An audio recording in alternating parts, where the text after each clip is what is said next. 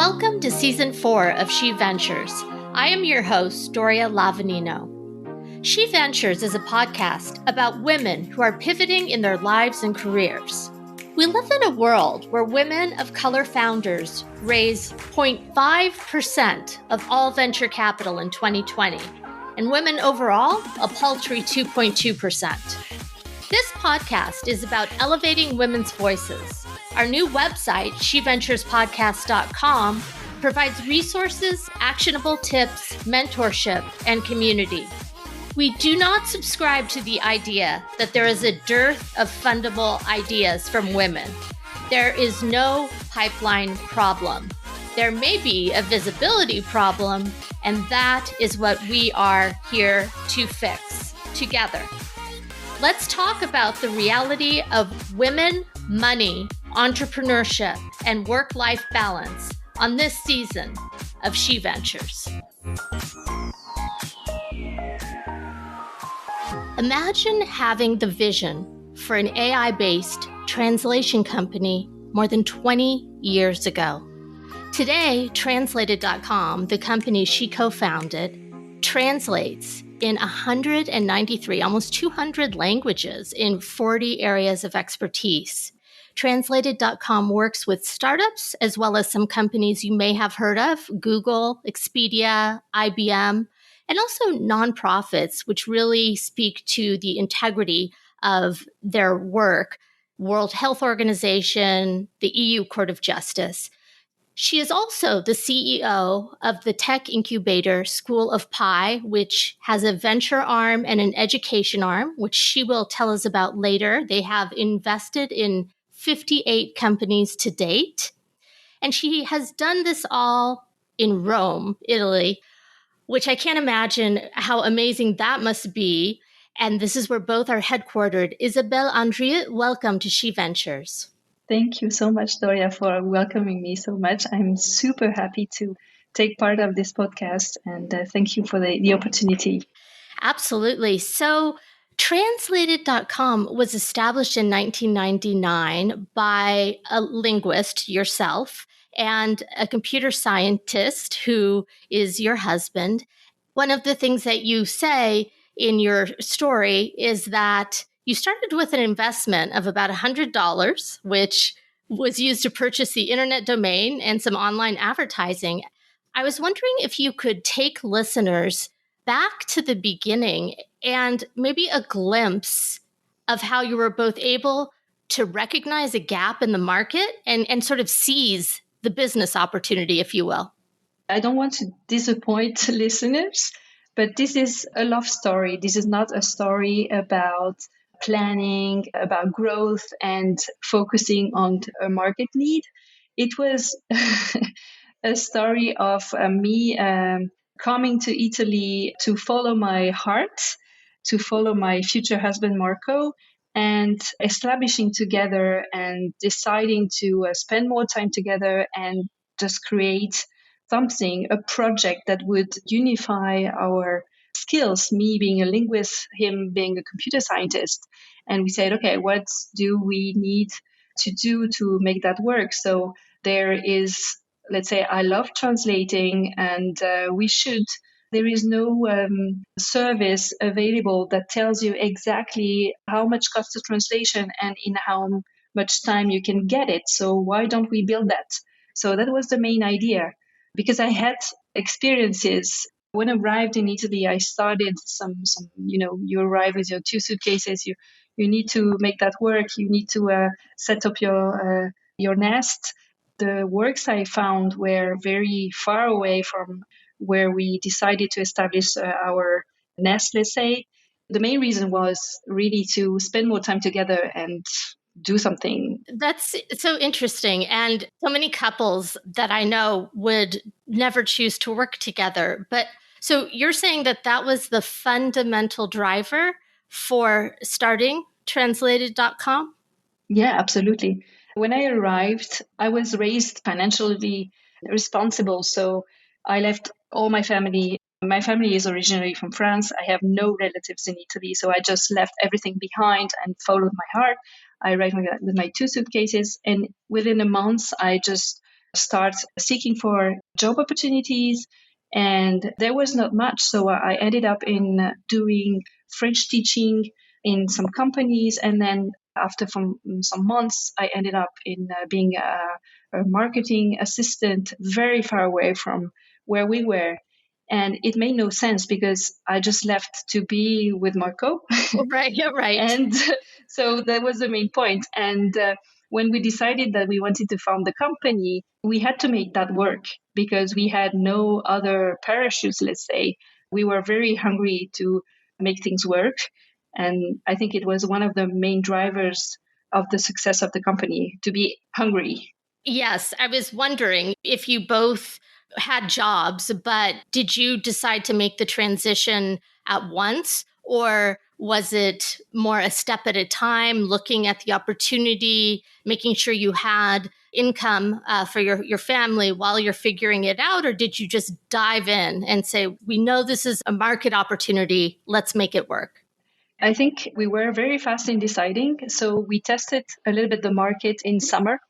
After 3 months, I just called my dad, said to my dad, okay, listen, I'm going to quit my job with my revenue and start a company. And what did your dad say?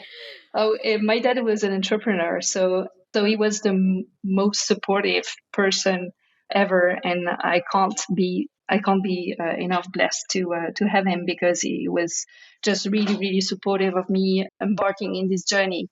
And I think it was a relief for me to understand that my parents were supporting me, not financially. Your husband, Marco, has a degree in, or is a computer scientist, right? An AI engineer, correct?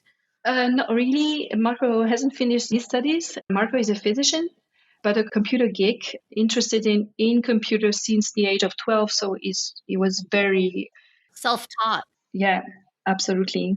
Sounds like a lot of the people who succeed with computers are often self-taught.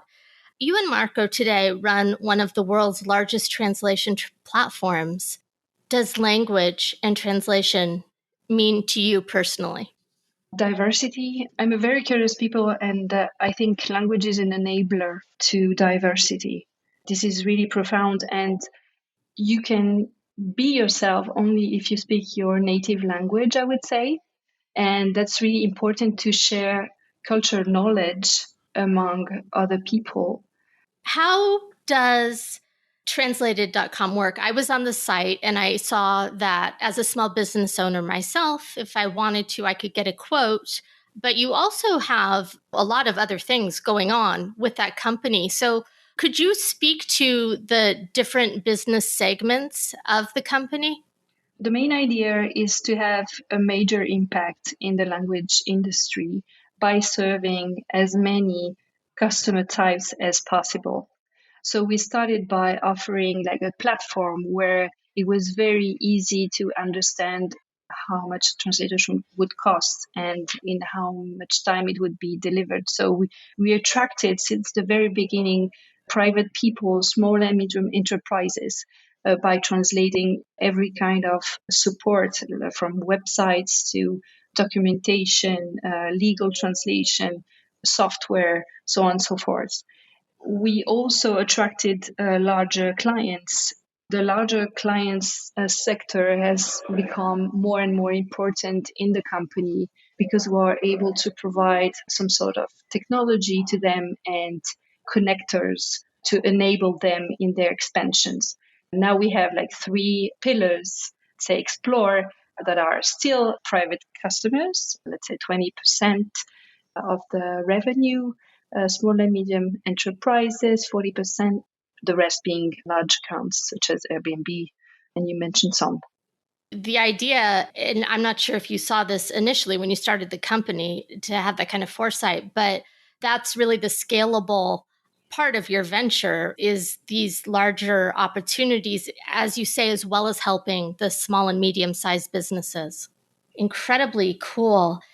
Now, AI is an interesting topic for many people. Explain the relationship between human translators and AI and how they coexist.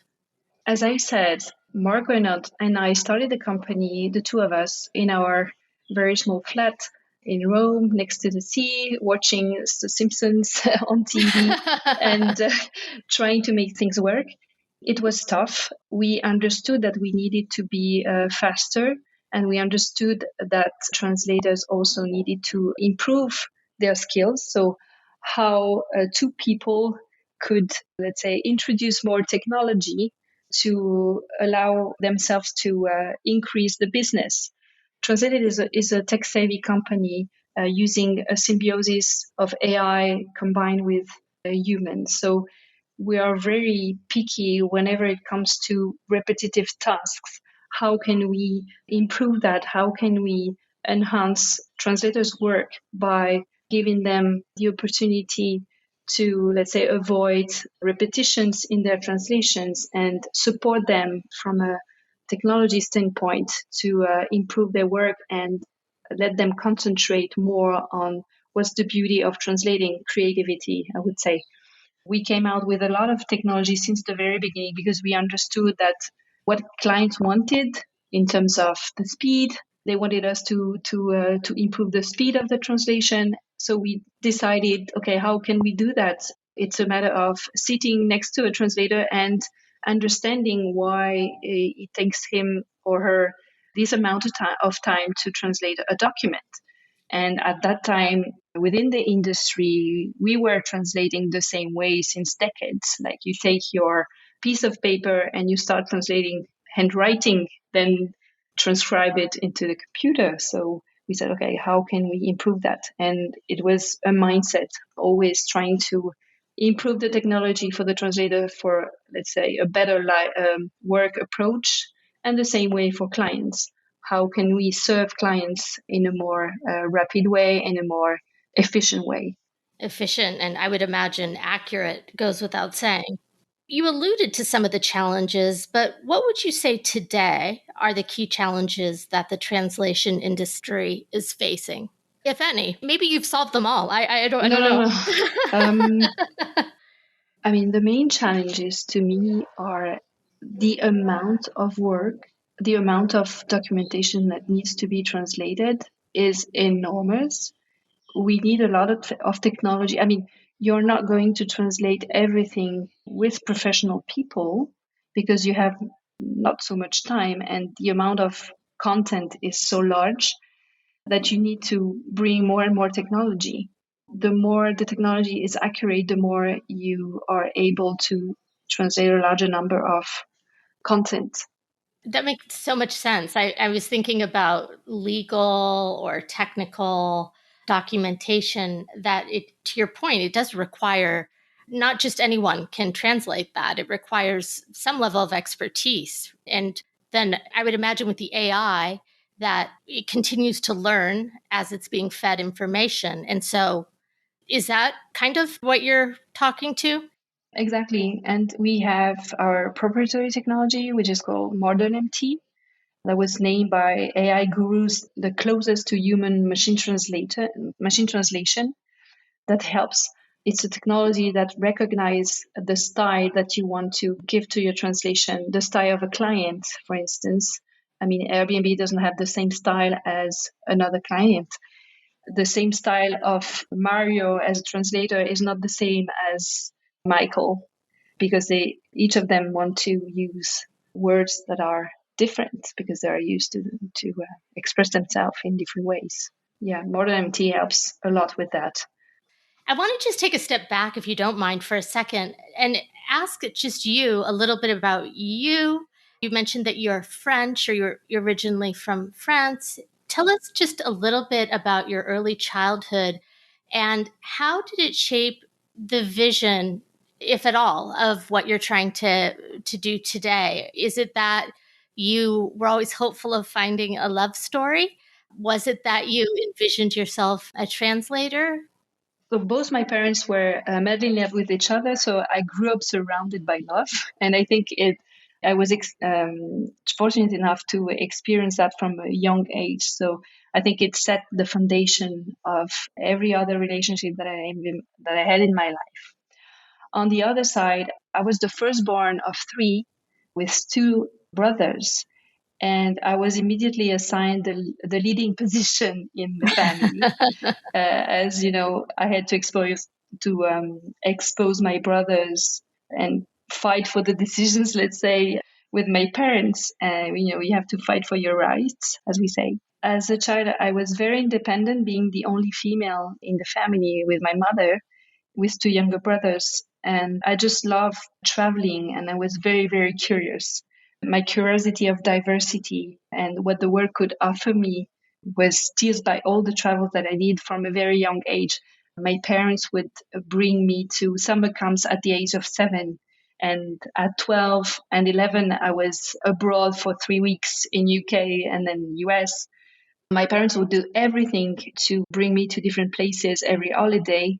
And at 20, I also went to China to do a work experience as an interpreter for 1 month.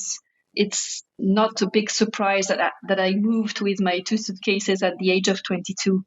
I was just very curious of different cultures and languages. So I studied languages at the university, and I envisioned myself in, for sure, being part of the language industry as an interpreter, a translator. But my father being also an entrepreneur, I had this seed of being independent and doing my things and doing the own way, the way I wanted it to be.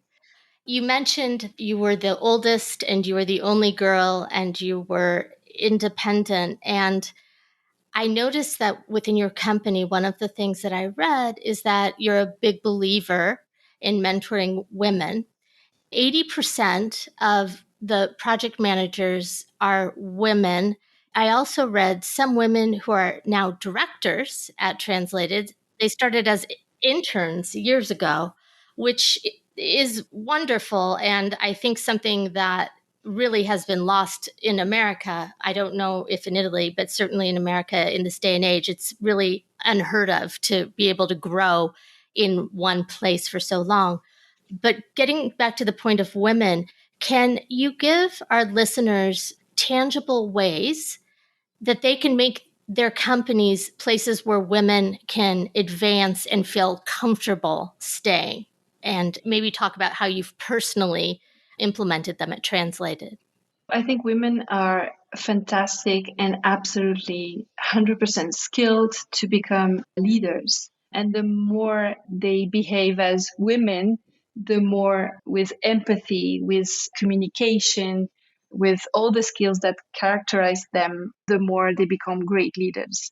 Becoming a leader doesn't mean being bossy. And I think we have to talk about that also, because we are surrounded by our culture that show us images of managers that are bossy the way we used to understand and, let's say, see from our fathers and grandfathers. And I think we really need to get avoid of that. It's a little by, let's say, case that we had so many women in our company at the beginning, because a lot of women are in the language industry for sure. So we were hiring them, but we understood from early stage that they were more keen at doing recovering certain types of positions better than men. And we had cases of account managers and project managers, very rare cases of men being in that positions, and it didn't really work. We actually have very few project managers, male project managers, and account managers, male.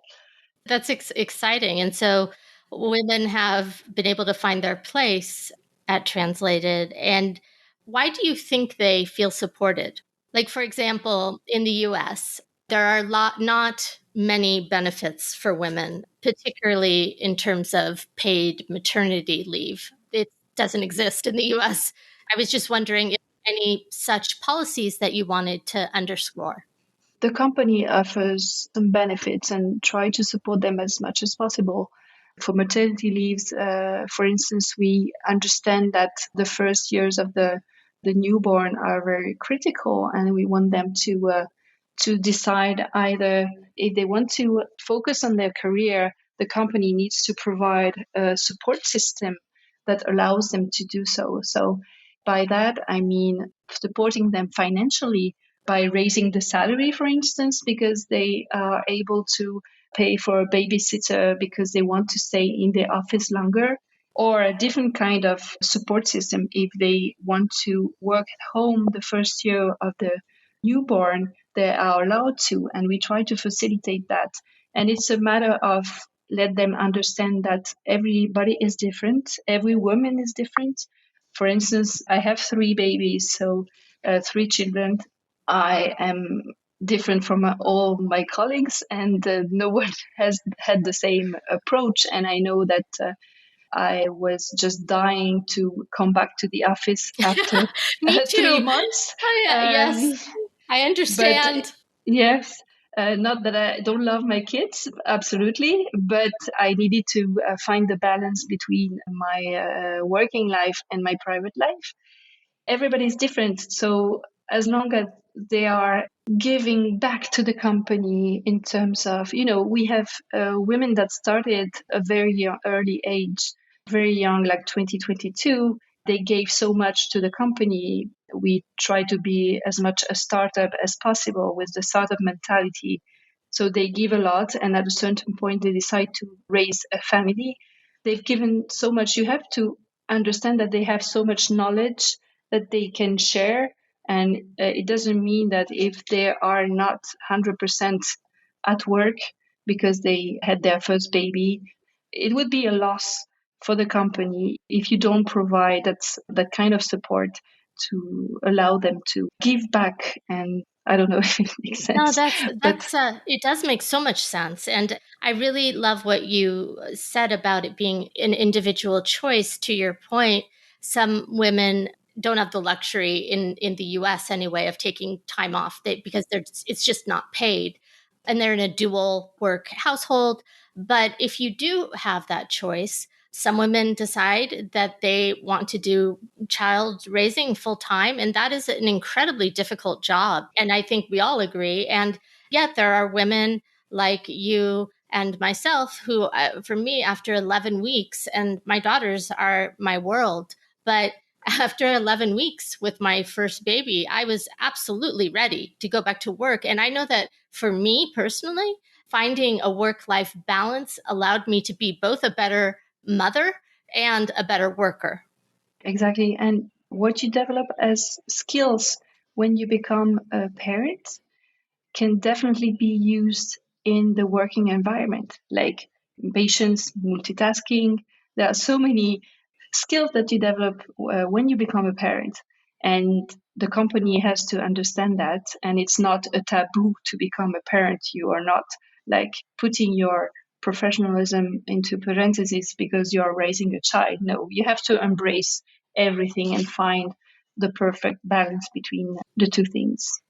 Let's talk about School of Pi. And I understand there's a venture arm and also a school arm, and businesses are also involved. So I was just hoping you could give us a high level of what this entity does and its different parts. Translated was becoming profitable. We've been profitable since the very beginning. And after some years, we decided that it was time for us and Marco to diversify a little bit the money, and why not invest into the young generation of people. We started it by investing into startups that would use AI, applied AI, to several sectors, because AI was something that we would understand very well. The driver would be AI apply. So we created Pi Campus, that is a venture with now 58 investments in startups, early stage, that do AI in transportation, medicine, food delivery. We have aerospace. We have so many sectors. They are located in worldwide, in the US, in Italy, because we also wanted to invest in the young generation of entrepreneurs locally, because Italy was a little bit behind.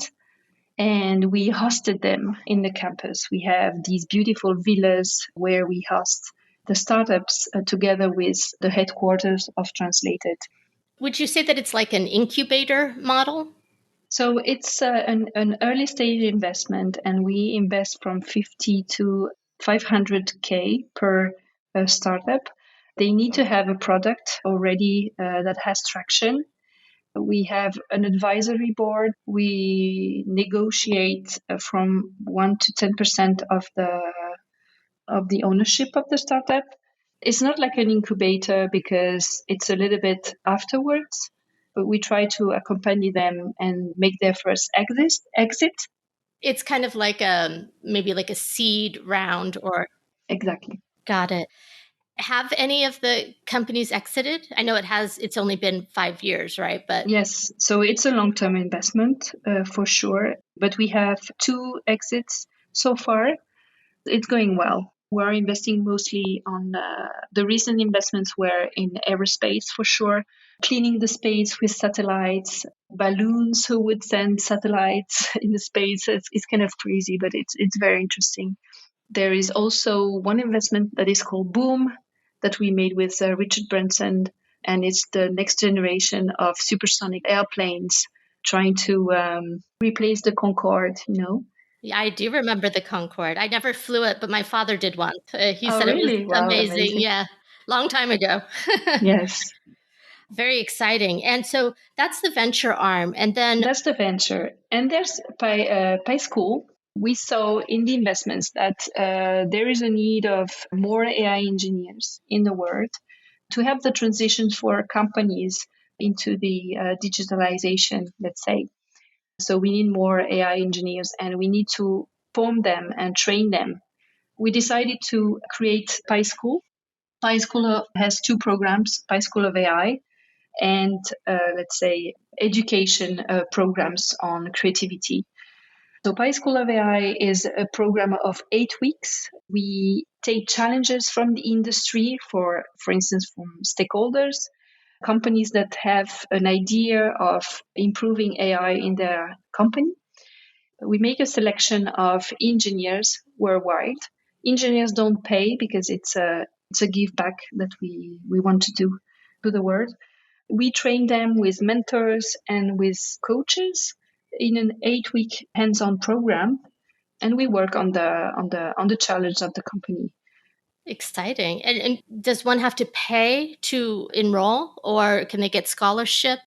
It's a free scholarship for students, for engineers.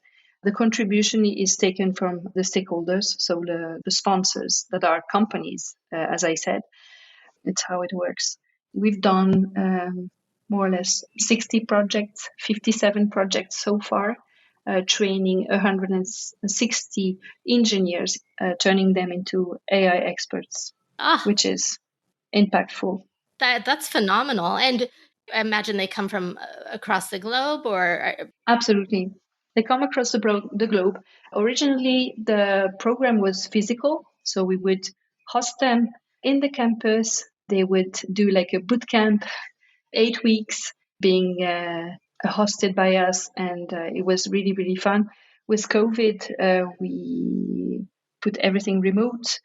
We are now doing session number 10, and it's ending beginning of May with the opportunity for the students to come physically again for the last week and pitching their hands-on projects to the stakeholders and people that we want to invite for the event, and it's going to be really fun. oh, yes. It's been after a few years, I would imagine.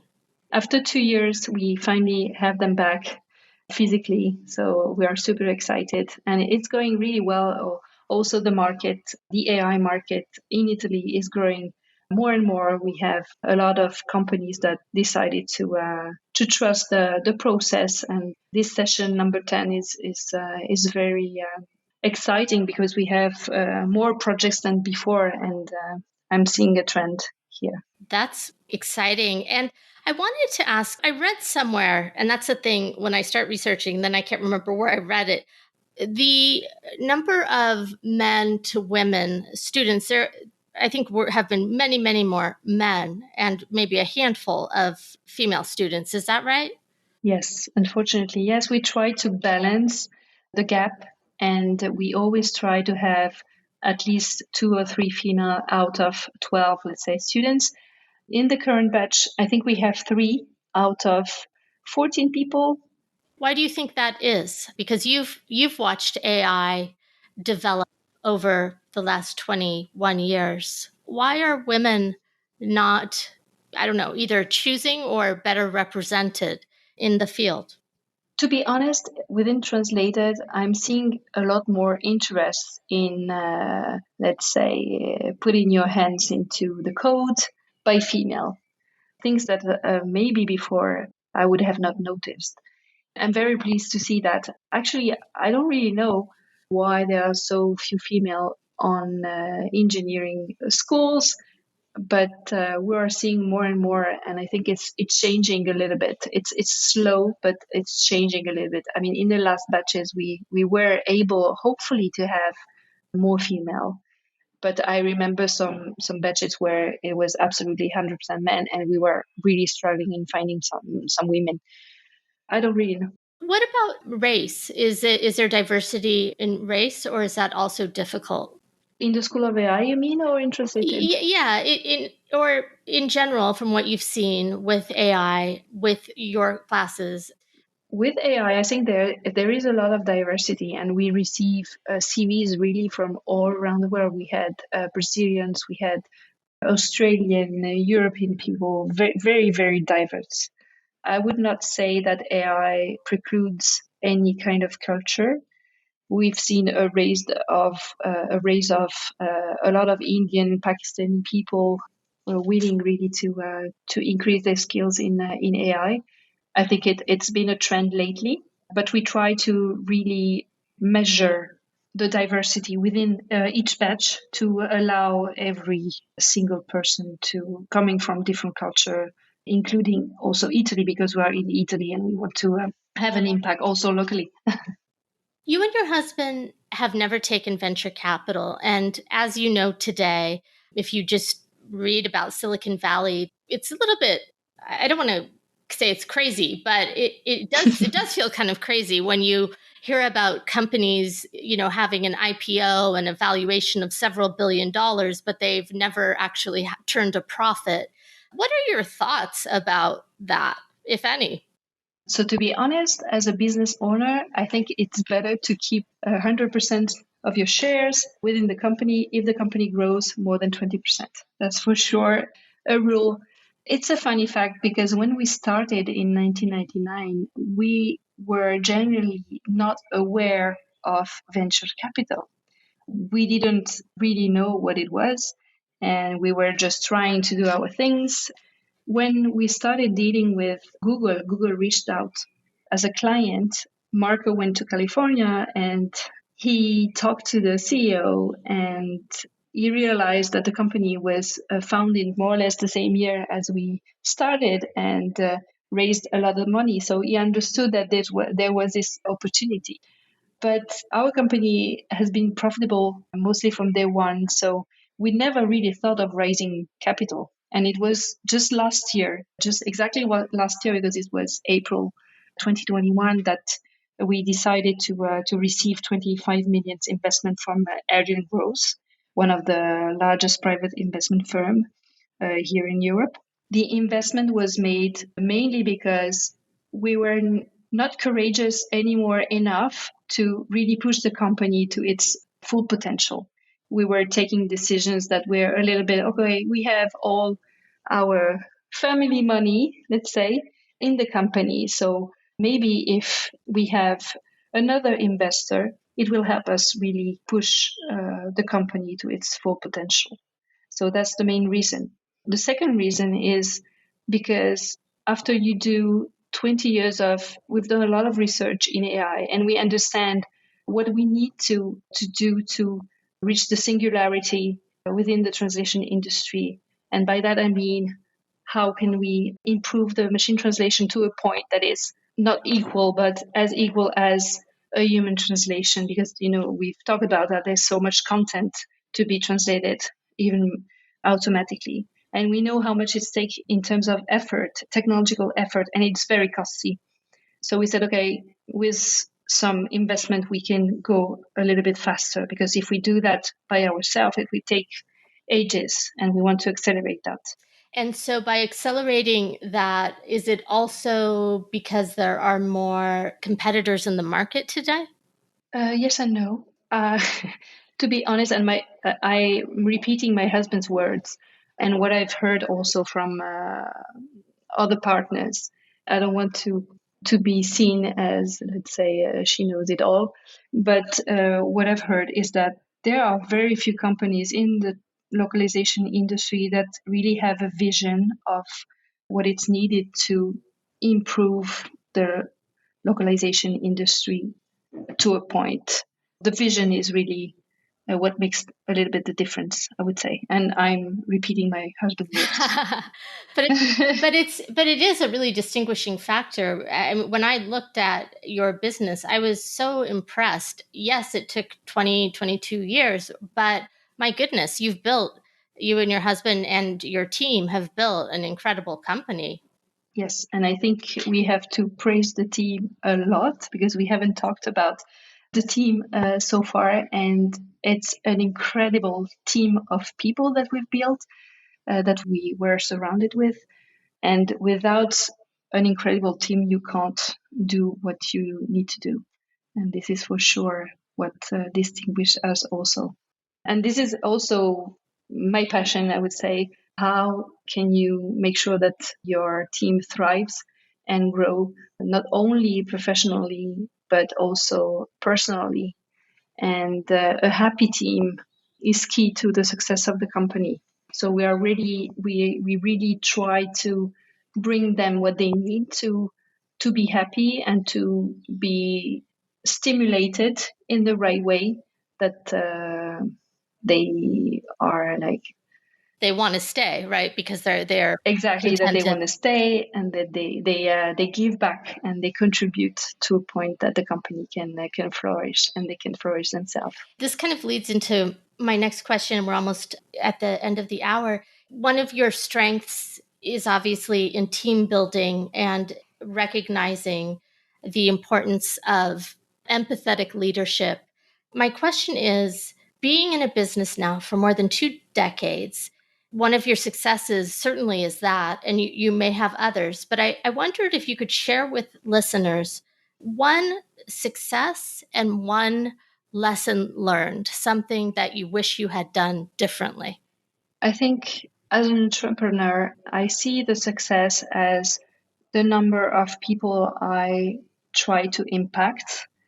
Being in a position of leading a company that serves 185,000 clients, that works with 255,000 translators worldwide. I mean, it's really rewarding as an entrepreneur, and having an impact also on the team. Translated's team is 140 people that we treat as not as employees, but as athletes. We want to nourish their minds, body, and spirit while they are working at Translated. To give you examples, we try to develop personal projects for each team member. We expose them to challenging experience.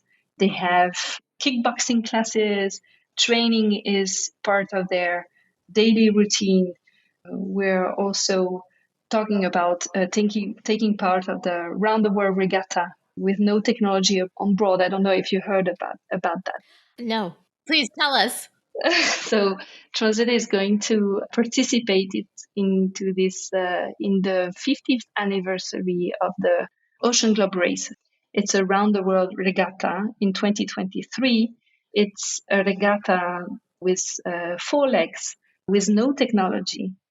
Our slogan is "We believe in humans," because Translated uses intensive technology, but is really a symbiosis between the human and the machine. So we believe in humans. It was a no-brainer for us to participate in this regatta, because only the human skills will bring us to win or participate to this regatta. So that's why we decided. So they are exposed to this kind of challenging experiences. Yeah, and team building, right?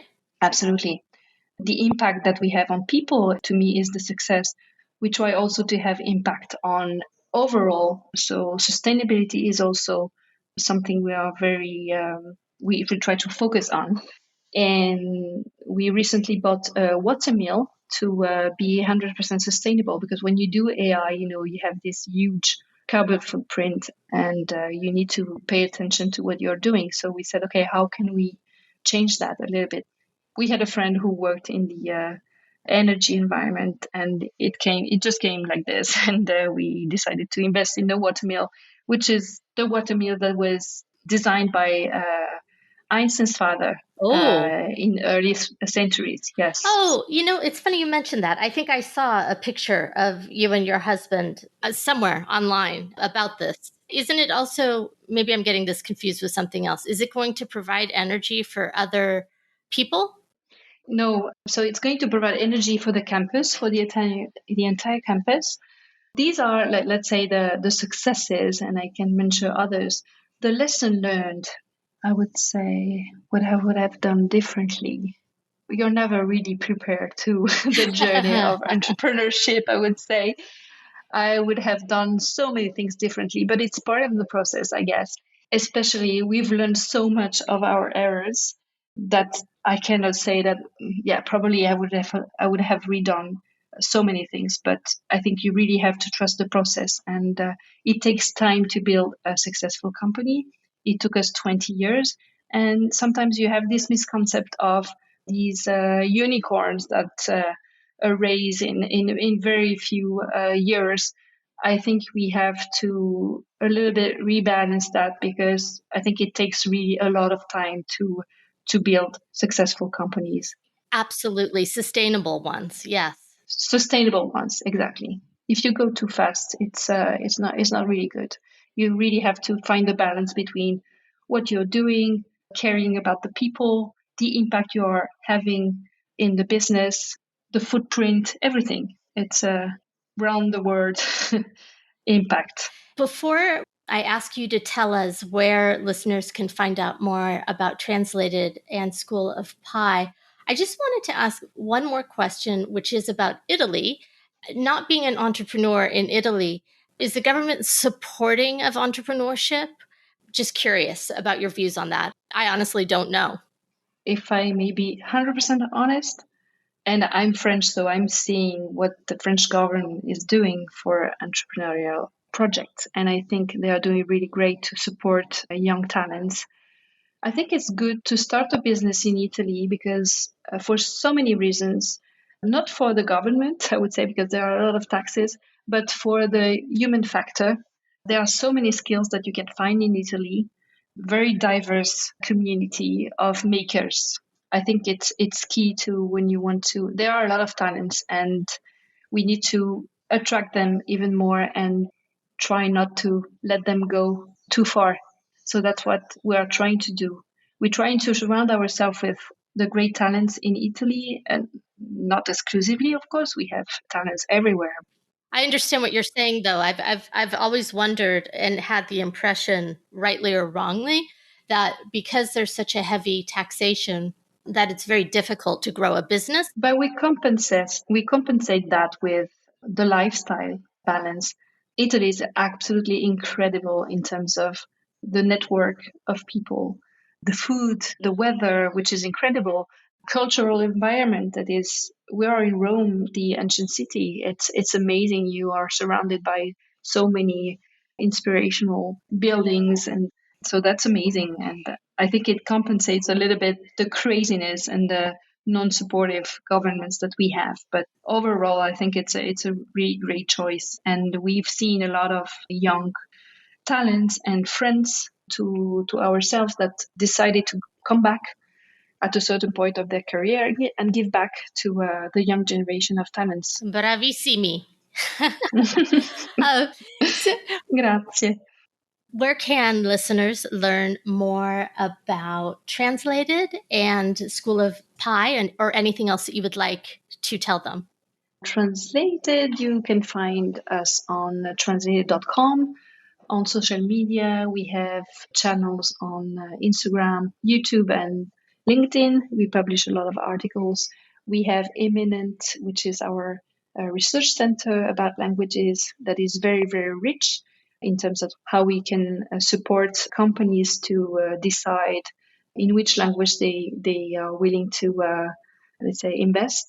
We are doing a lot of research about languages with Imminent, and the next magazine is going to be published within a month in June, I think. You can go on translate.com/imminent to find more about the project. That's pretty much it. And the School of Pi? The School of AI is Of AI. Pi Campus. Yeah, sorry. Yeah, School of AI is Pi Campus / Pi, oh my God. Now I'm confused too. Pi Campus -school.com. And there you can find everything about Pi School. Thank you so much for sharing your love story, your business story, and your journey with She Ventures today. Thank you, Doria. Thank you for the opportunity. It was my pleasure. You've been listening to She Ventures. Like what you heard? You can find us wherever you get your podcasts. Be sure to subscribe and sign up for our newsletter so you never miss a show.